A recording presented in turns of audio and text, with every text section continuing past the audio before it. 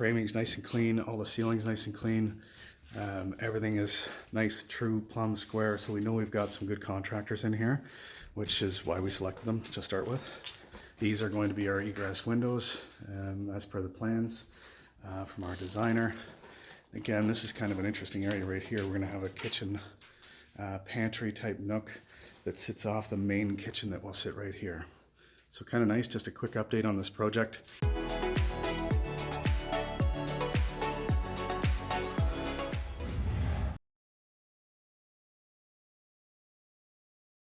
I'm Chris Shebib from Venture Property Investments. I'm here with Scott White. Hello.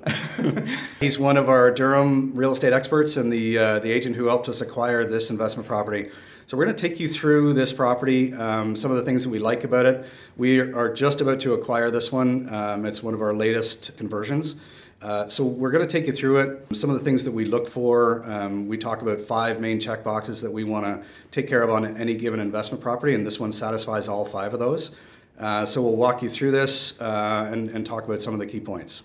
Okay, so we're going to walk through here and take a look at the 3 bedrooms first. So this is a standard bungalow built somewhere in the 1960s. This is the first master bedroom. Quick look at the closet here. Lots of good window natural light as well. We'll take it down to the second bedroom here. So again, reasonable sized bedroom, pretty cookie cutter in terms of the homes that we look for. Third bedroom, all closet here.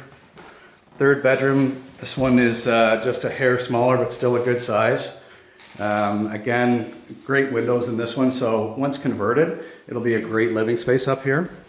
This is the bathroom, so in good shape, but dated, so we'll update all of this.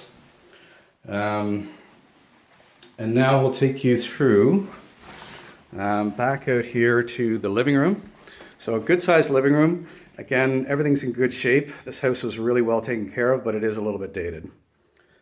Same thing with the kitchen. Good sized kitchen, a little bit of a unique layout, so we'll have some creativity employed in terms of how we lay out the new kitchen. But again, everything in this house, one of the reasons why we like it is everything's in good shape, and we have to just kind of update it as we go. So this is the separate entrance for the basement. This wall, this door that we're looking at right here will be closed off, all fire separated down to the secondary unit, which will be down in the basement. All right, so the great thing down here is, when we look for egress, because we've got several rises in these stairs going upstairs, we're going to need a point of egress, and we can easily satisfy that through these windows here. 1, they give a lot of natural light, and 2, it's an easy egress point. So we'll satisfy both conditions, the 5% natural light and also the egress point. The other thing is that this basement is nice and big, and it's largely a blank slate. They've got 1 bedroom here. Again, lots of natural light in that bedroom. This is a really oversized bedroom, so we'll probably make this a little bit smaller. Make room for another bedroom, which will be behind this wall. And then when we look in the mechanical room, you can see, again, this house is really clean, which we love. And we've got our 6'5" underneath the ductwork. It's a little bit tight. We might have to pancake some of those ducts, but it won't be a big deal. And we'll take a lot of the space that we have here in the mechanical room as some of the footprint for one of the other bedrooms. The other thing we like about this one is that it's already got a 200 amp service. So we can see the electrical panel here is already 200. That'll make it much cheaper for us to put in 2 separate 100 amp panels. So that's kind of a big win for us on this place. Most of all, what we like about this one though is that it's in an excellent neighborhood, one of the A+ neighborhoods here in Oshawa. And so it's perfect because even though we paid a little bit more for it, we know we're going to see that on the after repair value and on the appraisal on the refinance. One of the nice features about this house as well is with the basement being an open slate, it gives you a lot of options in terms of layout. So I know Chris and his partner will direct you towards people to help you figure out the layout. The kitchen can be in there. We could do a kitchen into the cold cellar area. There's a ton of options for this basement layout. Yeah, it's absolutely right. And it's one of the things that makes, it's one of the fun parts of doing these conversions is, You know, do we put a bathroom in here and a kitchen down in this area, or a kitchen over on this side? Scott makes a great point in that you have all the creativity in the world as long as you stay within the building code requirements to do one versus the other. And that's, again, one of the fun parts of these conversions. Okay, we're headed downstairs in one of the projects we have going on right now. This whole area right here is where the bathroom is going to run. So the plumbers are tying from this main drain right here, digging up all the floor. This is standard stuff for these secondary suites on the up-down split. And so this drain pipe, as you can see right there, they have to tie into that main drain. They're running a line right over from the kitchen here, where the island is going to sit, straight over to one of the main lines and drains in the house. So all this gets dug up. The lanes, or the drains, get tied together. And then we backfill and re-pour the concrete, and the flooring lays over top of that, and you don't see a thing.